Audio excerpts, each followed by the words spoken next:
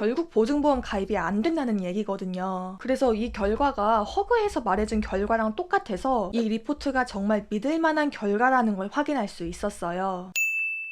안녕하세요, 친절항입니다. 제가 네이버 지식인을 보다가 이런 질문을 발견했어요. 전세대출, 보증보험도 다 되는 집이라고 해서 가계약을 했는데 내 집 스캔을 써보니까 집주인이 세금 체납도 있고 주의가 필요하다고 해서 은행을 갔더니 역시나 전세대출과 보증보험이 안 되는 집이 맞더라. 부동산에 전화했더니 연락도 잘 안 받고 방문하니까 중개원이 없는데 소송 가능한가요? 내 집 스캔을 써보니까 안전도 점수도 낮고 중개사분이 준 등기부 등본과 내 집 스캔의 등기부 등본 내용이 달랐다. 계약을 안 하는 게 낫겠죠? 이 지식인을 보니까 저도 이 어플을 안 써볼 수가 없는 거예요. 그래서 바로 내돈내산으로 결제를 해서 사용을 해봤고, 정말 이 어플이 돈을 주고 사용할 만한 가치가 있는지 제가 직접 써본 후기와 사용 방법, 그리고 아쉬운 점을 자세하게 설명해 드릴게요. 이 내 집 스캔은 전세 사기 예방 어플인데요. 사실 전세 사기 예방을 위해 정부에서도 안심 전세라는 앱을 출시했지만 제가 사는 다가구 주택은 조회가 불가능해서 저는 안심 전세 앱 자체를 사용할 수가 없었어요. 그런데 이 내 집 스캔은 다세대, 다가구 상관없이 집 주소와 보증금만 입력하면 등기부 등본과 건축물 대장을 기반으로 계약의 안전도 등급, 악성 임대인 여부, 보증보험 가입 여부, 가능한 전세 대출을 한눈에 파악할 수 있는 전세 사기 리포트를 받을 수 있는 어플이에요.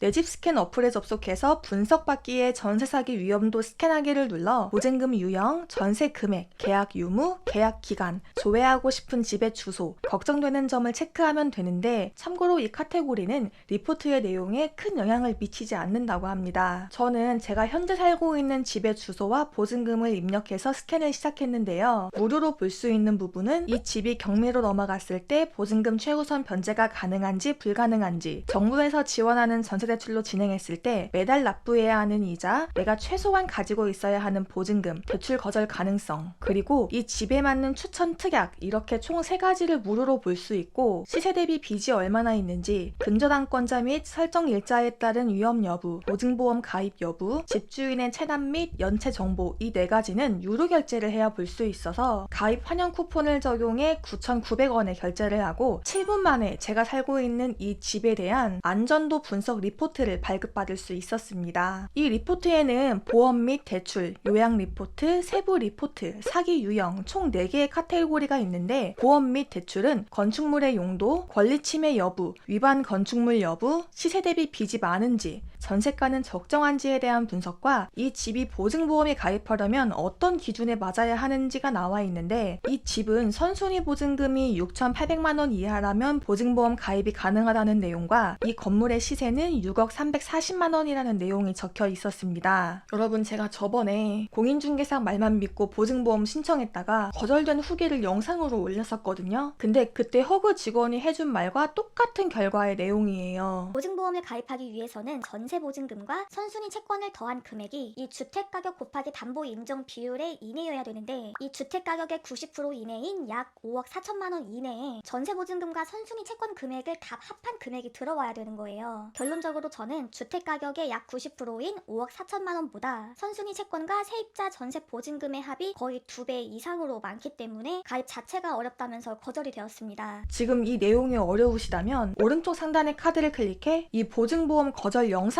보고 오시면 빠르게 이해가 되실 거예요. 어쨌든 선순위 보증금이 6,800만 원 이하여야 보증보험이 가능하다는 얘기는 결국 보증보험 가입이 안 된다는 얘기거든요. 그래서 이 결과가 허그에서 말해준 결과랑 똑같아서 이 리포트가 정말 믿을만한 결과라는 걸 확인할 수 있었어요. 그리고 전세대출을 진행했을 때 각 대출별로 이 집과 유사한 조건에서 몇 명이나 가입이 가능했는지, 이 집으로 가능한 전세대출은 어떤 게 있었는지 확인할 수 있었고요. 요약 리포트는 집주인 세금 체납 및 연체를 조회할 수 있는데, 관련 법에 따라 집주인의 신용조회 동의가 필요하기 때문에 내 집 스캔을 통해 공인중개사에게 요청을 하거나 집주인에게 요청을 해야 하는데요. 참고로 2024년부터 공인중개사는 전세 월세 계약할 때 집주인의 체납 세금과 선순위 세입자 등에 대한 내용을 반드시 설명해야 해서 여러분들도 법대로 당당히 요구할 수 있으니까 너무 부담 갖지 마세요. 그리고 신청일 기준 해당 집의 담보대출 및 예상 매매가로 계약의 안전도를 확인할 수 있고 우리 집에 필요한 특약 리스트와 이 집으로 압류 설정이 된 적이 있었는지, 보증금을 안 돌려준 적이 있었는지, 전월세 사기 신고 접수 이력이 있었는지, 금융사기 이력과 세금 체납 이력까지 조회가 가능했습니다. 그리고 집주인이 살고 있는 집에 대한 등기부 등본까지 확인을 해주는데, 이 집의 경우 집주인이 해당 주소지를 자가로 보유하고 있지 않은 것으로 보인다. 문제가 생길 수 있으니 집주인이 거주하는 정확한 주소지를 알아둬라 라는 내용이 적혀 있었어요. 사실 제가 계약서 작성할 때는 전혀 몰랐는데 나중에 보증보험 가입하려고 네이버에 집주인의 주소를 검색해보니까 집이 아니라 무슨 공장 같은 부지가 나오더라고요. 그래서 내 집 스캔은 계약할 때 이렇게 놓칠 수 있는 부분까지 세세하게 확인을 해주는 걸 보고 조금 믿음직스럽긴 했어요. 세부 리포트는 등기부 등본 요약, 우리 시의 치안 수준, 보증금을 문제없이 돌려받을 확률, 시세 대비 빚이 얼마 정도 있는지를 볼 수 있었고, 사기 유형에서는 이런 주택에서 일어날 수 있는 사기 유형에 대한 내용들도 살펴볼 수 있었습니다.